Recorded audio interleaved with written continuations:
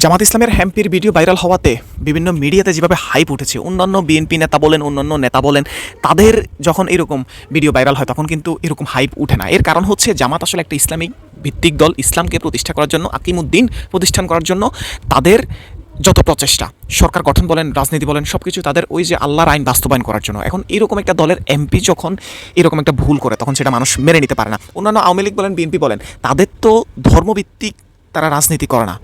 জামাত কিন্তু সেটা করে, মানে জামাত কিন্তু দিন প্রচার করে বা রাষ্ট্রে ইসলাম কায়েম করতে চায় বিদায় তাদের রাজনীতি। কারণ সেক্ষেত্রে এরকম একটা নেতার কারণে যদি তাদের বদনাম হয়, সেই নেতাকে তারা যত তাড়াতাড়ি দ্রুত সম্ভব সরাইতে পারবে, বহিষ্কার করতে পারবে এবং এরকম নেতাদেরকে কখনো মনোনয়ন দিতে পারবে না। এই আইনটা তাদের আসলে করা দরকার। আসলে কেউ জানতো না যে এই লোকটা এমন একটা কাজ করতে পারে, তাও আবার এই বয়সে আইসা।